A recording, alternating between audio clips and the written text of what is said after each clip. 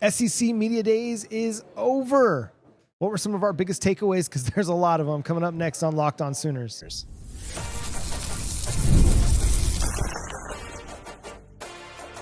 You are Locked On Sooners, your daily podcast on the Oklahoma Sooners. Part of the Locked On Podcast Network, your team every day.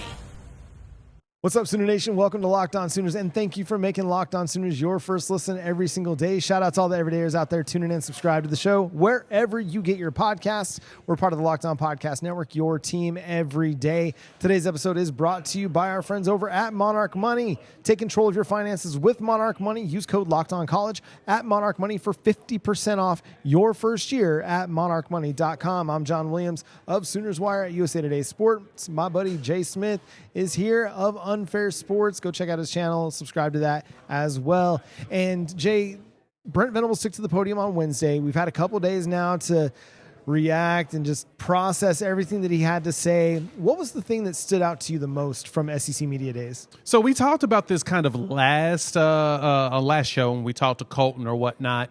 But honestly, I kind of understand the fans' mindset with this. The Jackson Arnold comment of trying to keep him. Now, I'm not on the same, I'm not in the same space as you people. I'm not in the mind frame of thinking that it's a bad thing that you want to retain a five-star quarterback. But I get everybody's resolve behind it. There's more of a, why would you want to do something like that to yourself and your program after everything that went down? Totally understand that. I don't think that meant that they weren't going to get John Mateer.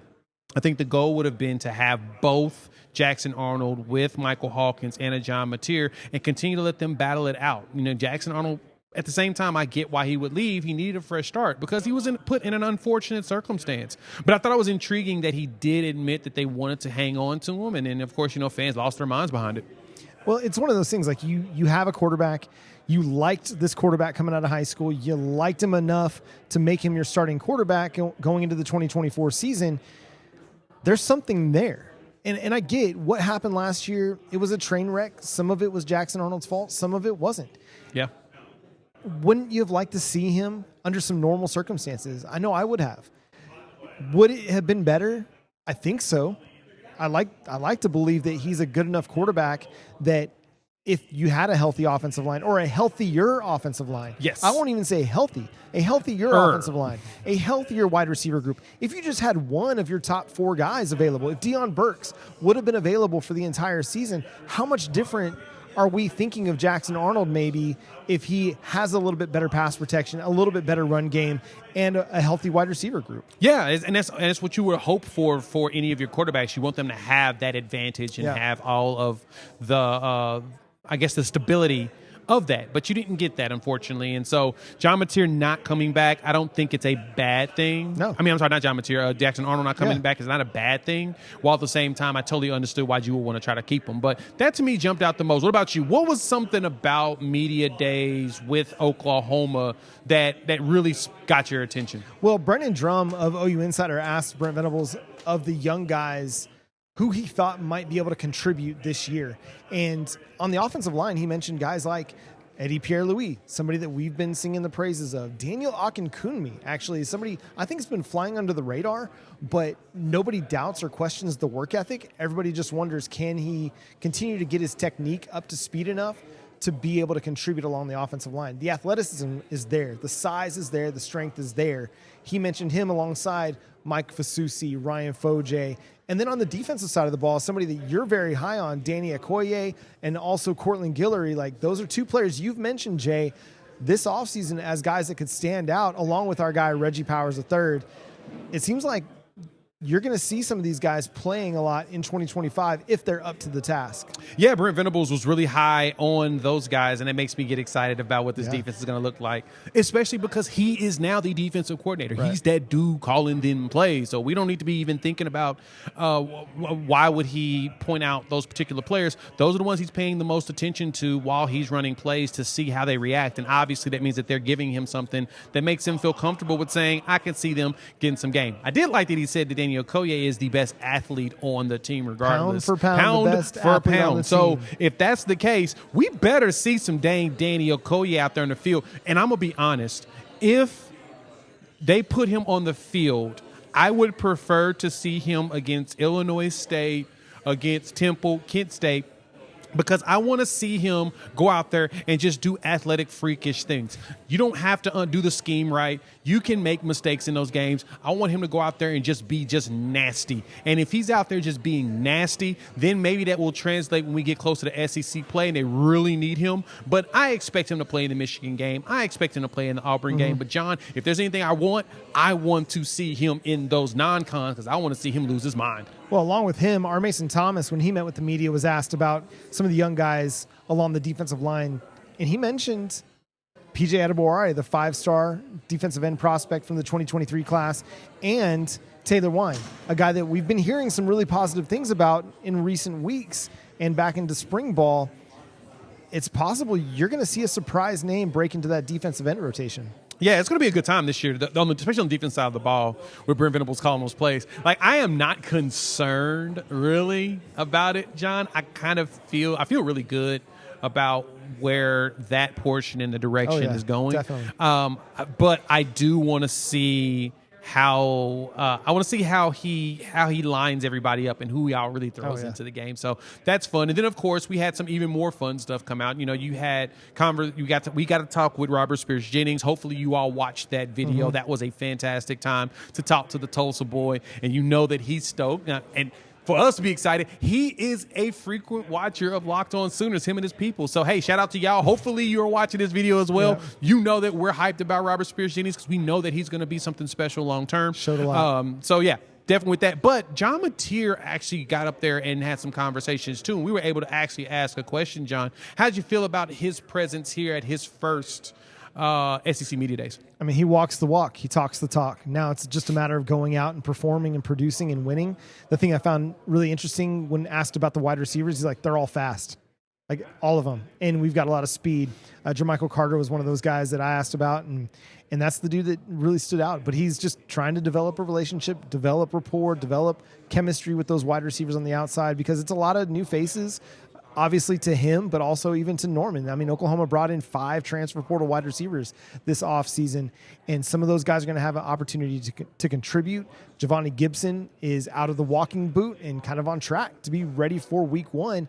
If he's ready, I think that gives you a lot of optimism about what Oklahoma's going to be able to do throwing the ball. But yeah, John Mateer, man, he's as advertised. I mean, he's a guy that carries himself with a lot of presence, and he carries himself confidently and believes in what Oklahoma's doing. He did say they've got a lot of work to do. He's not walking around with a false confidence, believing that they've got it all figured out and they're just going to go out and put up 50 points per game and it's not going to be easy. He believes in the work that they've done. He believes in the extra work that they've done and understands that, hey, we got more work to do, but the work ethic of this team is ready to go do the work. Exactly. And they're going to put in the grind that's needed. That made me smile. He talked about J. Mike and Jermichael Carter, and talked about how he just loves being a Sooner, right? Yeah. That's probably one of the funniest statements of them all, because it feels cheesy. While at the same time, it's like, it's good to hear that kids want to be here. Like, they want to play for this program. And I asked him a question. You'll probably see it on social media or whatnot. I asked him about the defense. Like, he talked about Brent Venables and the defense and being the modern quarterback or whatnot. So I asked him, I was like, what is it like going up against one of the toughest, one of the best defenses in the SEC? And he's like, it's tough. It's a challenge. It's been challenging, but it's making me better. Right. And I love that mindset, because I know that I've been told, and I must say, I'm going to source it and say that it's legitimate with it, that he was taking some L's in practice. Like, there was moments like they start the practice, he's throwing a pick, right? And so, of course, that can hurt your confidence. But what I've also heard is that the minute that he does that, he gets back out there. He may, why'd I do that? Next play, he's out there still slinging it. And he's like, whoa. And then he throws a touchdown. He looks at you like, yeah, you may have won last time, but I won this time. That's what we need. We need that type of confidence in practice. And to be honest, I mean, we talked about this before, John. I truly believe that this has helped us with Michael Hawkins being there with him. That allows for him to be able to really, you should say, learn and see, okay, sorry, make them mistakes. I just need to go out there and just be better. Yeah, you're going to make mistakes in practice. That's why it's called practice. Nobody's got it completely figured out. That's why you practice. John Mateer is just one of those dudes that, hey, he's gonna sling it. He's gonna believe in himself and his talent, his ability, and I think that's gonna help provide confidence for the rest of the team as well. R. Mason Thomas talked about it when he met with the media. He's like, it's been back and forth, and that back and forth has created a lot of trash talk back and forth between the two sides, offense and defense, and I think that's an encouraging sign. You're gonna win some, you're going to lose some, you're going to have some good days, some bad days, but that's just the way it's going to go. We got a couple great interviews coming up here on Locked On Sooners. We didn't even touch on Brent Venables and the fact that he still has championship expectations for his program, because that's just what happens at Oklahoma. We'll touch on that for a show next week here on Locked On Sooners, so make sure you're subscribed to the show. But coming up next, we've got Richard Johnson of CBS Sports, and then in the third segment, we're going to have Jordan Rodgers of ESPN. They're going to break down everything SEC, John Mateer, Jaden Knott, Oklahoma defense, giving us their thoughts on what to expect from the Oklahoma Sooners.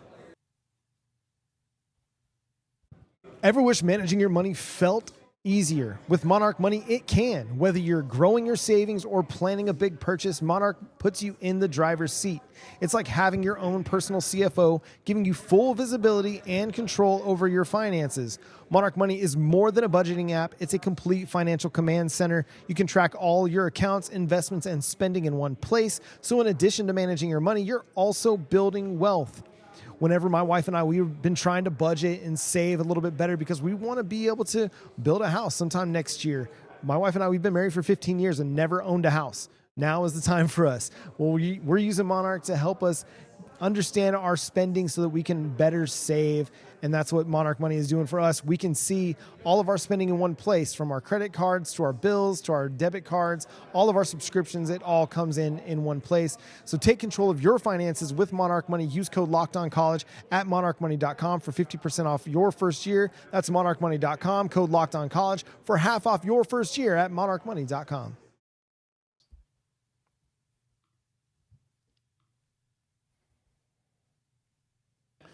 And thanks again for making Locked On Sooners your first listen every single day. Shout out to all the everydayers out there for tuning in and subscribing to the show. We've got an awesome guest here. We got Richard Johnson from over there at CBS Sports, as well as the Split Zone Duo. RJ, how you doing, man?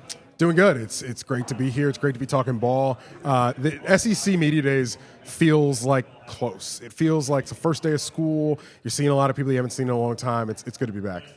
I've had a few people say that, actually. That's the thing that cracks me up. They're like, I like it, but also hate it at the same time because I'm tired. I'm tired of being here, but at the same time, I get to see the faces I only see on the internet. So I get to meet a celebrity, which always makes me excited or whatnot. Where's the celebrity? I don't. We just turned the camera to you, actually. Here, so. Right there. That's what we're talking to. All right, let's talk a little bit of ball. First and foremost, as you know, Oklahoma Sooners joined the SEC last year, and it was awful.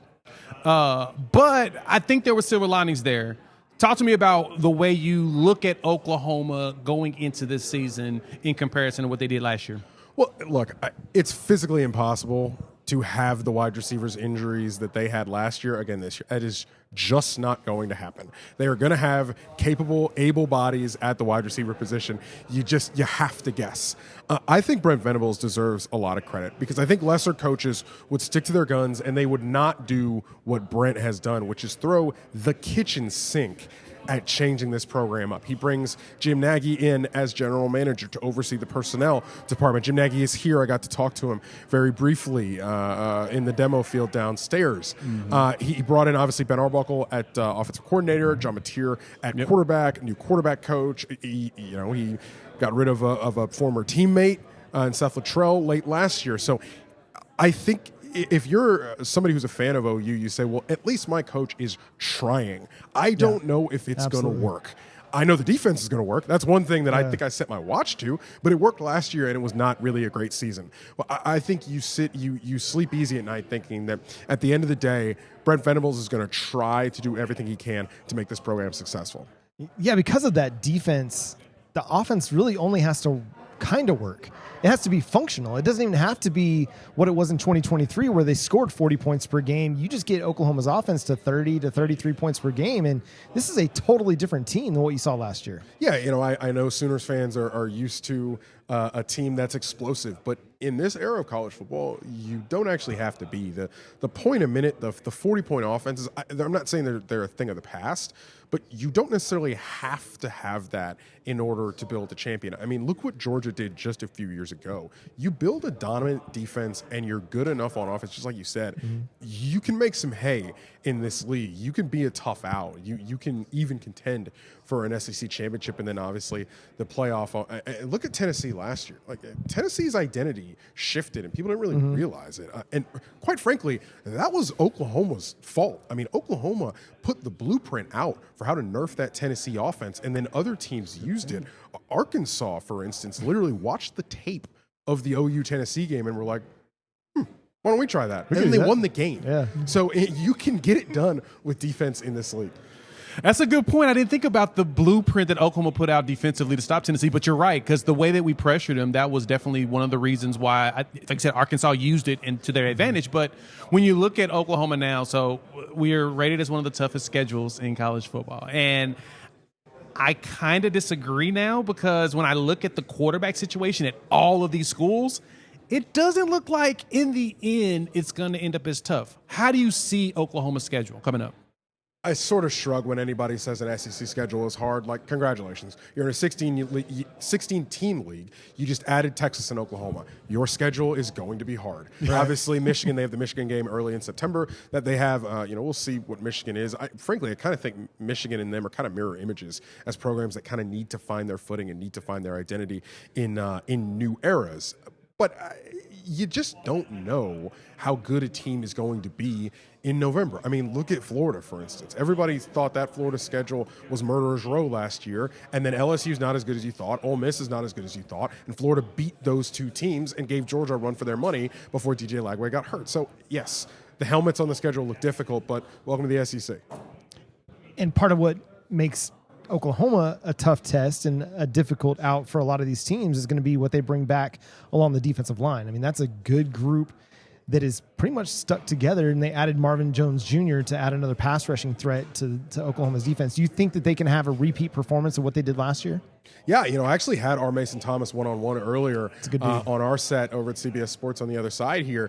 He's a really, really fun guy to talk to, and that is an explosive pass rusher. I mean, this guy makes big plays at big moments. I mean, look at the Auburn game. Look at the LSU game last year when he had that scoop and score. I mean, this is a big-time player now, and to be able to have that threat off the edge, he's explosive. He told me he's added about 10 pounds.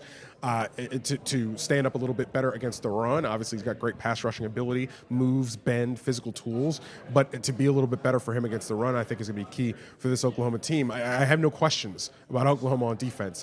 It's a Brent Venables defense. I think you set your watch to it. Yeah, that's a good thing. And I like that you said that you set your watch to it, because what we've seen out of Brent Venables and this team is that, and this is why I say it was a silver lining of last year, is the defense has gotten better every single year since he's been here. And Oklahoma hasn't had a defense since, he was here as the defensive coordinator. So you're seeing that portion. Now, as you mentioned, Oklahoma overhauled the offense. They made some big changes. They brought in Ben Arbuckle. They brought in John Mateer. They brought in Jaden Ott. Let me ask you this, because this is a similar blueprint to what Vanderbilt did with Diego Pavia. Can Oklahoma, quote-unquote, catch lightning in the bottle, similar to what Vanderbilt did by turning themselves around with a new quarterback and new offensive coordinator? Yeah, remember, he's a mobile quarterback. So if he's not that good throwing the ball, they have a different dimension to their offense that can be a +1 in the run game. I forgot to mention Jaden Ott. Jaden Ott, one of the best running backs in the country last year, was a little bit hurt, and so he didn't really put up the numbers, but that guy can go as well. That was a big coup out of the transfer portal late on there for Oklahoma to get him in the spring. So, yeah, they've got the pieces on offense. I am interested in what this attack looks like. I think they're going to try, I would guess, for something that's a little bit more of a ball control, play defense approach, and I think they're going to be execute it with Arbuckle kind of manning the controls of the offense there, and Mateer's legs with Jaden Ott. If that's the blueprint, I think there's cause for optimism for Oklahoma, absolutely. Well, and just like it starts up front on the defensive side of the ball, it's going to have to start up front on offense as well. Can that offensive line, can they rebound from what was a disastrous year last year? Yeah, easier to run block than it is to pass block, so you hope so. But, when you get into these games like, let's say you get into Red River and it's a shootout, how much firepower do you have on offense? Obviously, they didn't have any last year because all the wide receivers were hurt. So what can you do? It's all well and good if you're going to get into a rock fight against Tennessee, if you're going to have Alabama give you a whole bunch of gifts in turnovers in that game. That's nice when you have control. The true test, obviously, will be if things get kind of pointsy and somebody's able to have some success against that Brent Venables defense in a game. Can you keep score? Can you keep up? So let me ask you this question. Based upon the schedule, again, I talked about how tough it is. I still got questions about that. Which game do you think, outside of Red River, which is always a crapshoot, which game do you think is probably going to be the toughest game for Oklahoma this season? I look at the Michigan game as an early just measuring stick. Like, it's early on. Michigan's going to come in trying to establish an identity. Michigan's going to come in trying to gain a foothold on the season. I'm very, very curious about how that game sets up. I'm really curious about how those two teams face off. Who's your favorite in the SEC right now? My favorite is Texas. I'm sorry to your listeners. I'm sorry. It's okay. Well, my favorite is Texas. But Texas why? is my SEC favorite. Texas is my national championship favorite. Texas, besides Oregon, if Texas is able to figure it out on the interior defensive line, and that is a big if. But for 3 years in a row, they've taken three sort of different approaches to building that defensive front. This year, they're using some portal parts and some young pieces. If they're able to figure it out, that's a roster that doesn't have many holes, if any. And I think Arch Manning, who, as far as I'm concerned and everything I hear, is as advertised. Good luck. Good luck. Texas is his favorite. It's okay. So where do you rank Oklahoma going into this season in the SEC? I think there's a tier. That Texas is in by itself. And I think there's this Georgia, this Alabama, this maybe LSU tier as well, if LSU is able to get its own transfer portal parts to gel. And then there's this tier of sleepers it's got A&M in it, it's got Florida in it, it's got Ole Miss in it, depending on how good you think Ole Miss is in, Tennessee as well. Then I think you get to Oklahoma. Then there's that. But then again, like, you look at this league, somebody's got to finish 8th in this league. All right, it's a 16-team league. It is a massive conference. Somebody's got to be not as good as they think. And that's what happened to Ole Miss, for instance, last year, even though they beat Georgia. That's what happened to Ole Miss, for instance. What happened to LSU? Like, someone's got to be not as good as everybody thinks they are. Now, can Oklahoma jump up because of what they have? Yeah. Do I think Oklahoma will probably be better at the end of the season than they are at the beginning? Yeah. And I think that's about development. I think that's about a new offense gelling and complementary football and how that works. Who's a team that everybody's kind of sleeping on, not giving a whole lot of respect to, that you think could end up in that top 6 echelon? I do think it's Florida. Okay. I mean, if DJ Lagway hits the ceiling, he's a Heisman Trophy contender, flat out. And if you've got that on your team, you're going to be a very tough out. I think Florida, if Florida has a season that is reminiscent of South Carolina last year, which is to say if they're competing in November for the periphery of the college football playoff, I don't think Florida's going to make it. But I do think if they're in the mix on November 20th, I think you sit back as a Florida fan and you say, all right, that's a tangible step forward. I mean, if there's a 3-loss team that could ever make the college football playoff in the 12-team era, maybe this Florida team is it, because schedule is it'll be an SEC incredibly team. daunting. It'll be an SEC team because of the schedule. Yeah. So. I see the same. Richard Johnson, CBS Sports, as well as the Split Zone Duo. My man, we appreciate you taking some time to talk with us. Thanks, guys. I appreciate it. Thanks, Richard.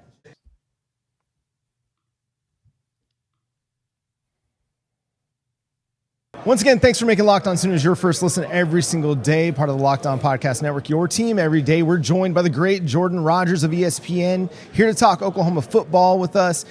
Jordan, thanks for taking the time. You had John Mateer number 4 in your SEC quarterback rankings for 2025. Talk about what Mateer brings to the table and what's got you so excited about him. I love him. And me and Greg McElroy actually sat next to each other doing our quarterback rankings, and we hadn't shared them before. He had Mateer as 1. Yeah. And I had FOMO because I was like I wanted to rank him higher. I was a little nervous. Right. I loved that was my favorite film to flip on and watch. And I just didn't know what to expect, right? Because he's a little bit undersized, put up a ton of numbers at Washington State.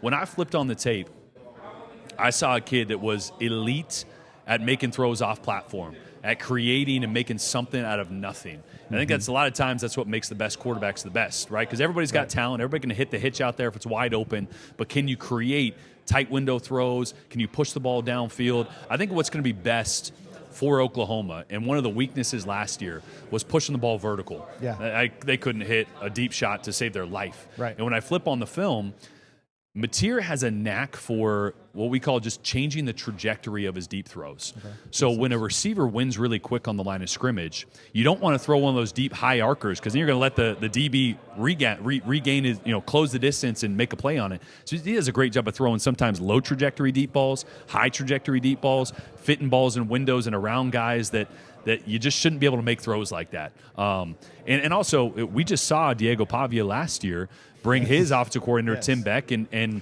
light the SEC on fire to start the first half of the season. So I love that Ben Arbuckle is with him. You have a unique chance to not have to worry about the system, but you can worry about the guys. Most of the time, a new quarterback's worried about, I got to figure out the system, and then I got to figure out my guys, right? He knows the system, so he can lead and start to create that chemistry a lot faster.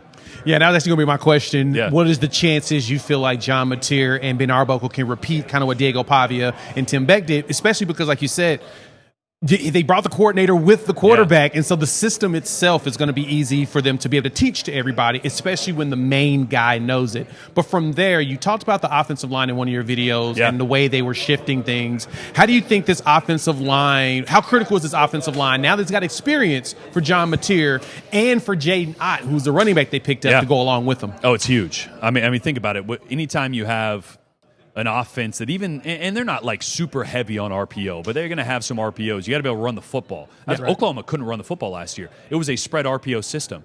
What's the first letter? R. What's that for? Run. You got to be able to threaten the run first. They couldn't do it. I was looking up numbers like Tennessee game. They had like 34 rushes for 36 yards. It's terrible. And one of the other SEC games, they averaged like 1.2 yards per rush. Like you can't operate like that, right? So the offensive line is super critical. I think one of my biggest criticisms last year as well was maybe not as much the Jimmies and Joes, but the scheme. Mm-hmm. So many times we flipped on the film and you got a tight end trying to block a defensive end. Yeah. What are we doing? Sound like us. You just so now the reason you do that, or the reason that happens, is not because Joe John didn't know what he was doing, but it's because you're trying to take something off the quarterback's plate. Right, so if he's not if you've got a quarterback that's struggling, as Jackson was, you don't want him thinking about every protection and then trying to figure out, okay, now what am I going to do? So sometimes you're in a non-advantageous situation. Now you got Mateer who knows this offense inside and out. You're not going to get put in spots like that. You're not going to put the offensive line in bad spots because he's going to know the protection, know how to adjust it if the defense overloads or shows blitz. So I think the offensive line by design and by scheme is going to be much better, let alone they got so many guys that played last year. The experience is great for them. I mean, that's going to be a boost for them as well. So thinking of Ben Arbuckle's offense, what can Oklahoma fans expect? Yeah, they love to spread you out. So they love to go 4 wide, 5 wide, overload, bunches. They like to really stress the defense pre-snap. And what that does for a quarterback, I love that, it spreads them out. And when you spread the defense out, they can't hide things anymore. Mm-hmm. You can't have safeties that are rolling. You can't have corners that are trying to split or show blitz or do this. Like, it tells you the answers before you even have to snap the ball. So just by design, the formations, the spread, the way they spread you out, it's going to give John Mateer just a little bit of an advantage pre-snap and knowing what's going to happen with the defense. So in a way, not really similar in structure to Tennessee, but Tennessee goes sideline to sideline so much it stresses the defense. Right. They're not a Tennessee offense, but in a way they love to spread you out. And what that does gives Mateer and his athleticism the ability to make plays when things break down. When you were watching the tape, how did you see Ben Arbuckle leveraging the tight end? As you know, we've struggled with tight ends. We've got a whole new influx of them. But when you watch the tape on it, did Ben Arbuckle really use the tight end much to be able to force like more linebackers or something on the field? Or how did you see that offense running in that capacity? That's a good question. I don't know if I actually have an answer for that. Okay. I'm not sure that I remember or that it stands out how much the tight end was used, but I guess the benefit of bringing your offense is you can make subtle adjustments to it. Mm-hmm. If you're installing an entire new offense to a brand new set of players, right, you got to start with the base and build from there. Well, when you got the base with this quarterback already installed, you're able to install it quicker. Now you can start to adjust the scheme in what you do. I think tight ends is going to be extremely important for Oklahoma. They're extremely important in this conference, in football in general. The reason we're seeing the resurgence of the tight end is because everybody went spread tempo. And when every offense went spread tempo and was 4 wide receivers, no tight ends on the field, the defense got smaller and faster. right? So instead of big 230-pound linebackers, now you got 215-pound nickels that also play in the box. Okay, now put a tight end on that dude. Now he can block that dude. So football is cyclical. Right. Like I said, I don't know if the tight end stood out as much at Washington State as maybe I think it will be a part or integral part of what they're going to do at Oklahoma. And as you look at Oklahoma's defense, bringing back a lot of experience, yes, they lose Danny Stutzman, they lose Billy Bowman, but what do you think is the potential for this group going into 2025, knowing that, hey, they still got a lot of big-time playmakers on this team? Yeah, the thing I love, similar, we were talking about the Vandy effect on the offensive side of the ball. Well, Clark Lee took over play calling duties last year for Vandy, went back to what he does best as a defensive coordinator. And so when Venables is taken back over that reins, the attention to detail in every aspect of what he does, that's what got him the job. He's one of the best play callers in the country. And so he got a head coaching job. So I think by merit of details, this defense is going to be much better because they have to be. Yeah. Venables' job is on the line, and that's why he's taken over the role of defensive coordinator. Right. So I think they're going to be, yes, they're missing big pieces, but they still have a lot of, I think, talent, especially in the secondary guys that played last year. Bowen's the corner's name, right? Yeah, Eli Bowen. What's I'm forgetting the safety's name. Robert Spears-Jennings. Spears-Jennings is a baller. Yeah. Like as much as I flip on the tape and watched Billy Bowman, and how talented, Spears-Jennings just kept popping every time. I had a couple Arkansas games last year, I think, too. I was just so impressed with his ability to get down to the first level, second level, make plays. So I think they still got plenty of talent. Yeah, a ton of talent on this defense. You're actually going to get to hear from Robert Spears-Jennings at SEC Media Days today, and we're going to have an interview with him ourselves here on Locked On Sooners. Special thanks to Jordan Rodgers for joining us here on Locked On Sooners and breaking down everything with John Mateer, Ben Arbuckle's offense. Make sure you go check out his work on ESPN, getting you ready for the 2025 college football season. And that'll do it for Locked On Sooners. Thank you all for being part of the show. Make sure you subscribe to the show wherever you get your podcasts. We're free and available wherever podcasts are downloaded and listened to, and on YouTube. So make sure you hit that subscribe button and that bell notification so you don't miss any of these new episodes when they drop. Follow me at Unfair Sports. You can check out my channel here on YouTube called Unfair Sports. Follow my guy John at John9Williams, as well as read his writing over at SoonersWire.com.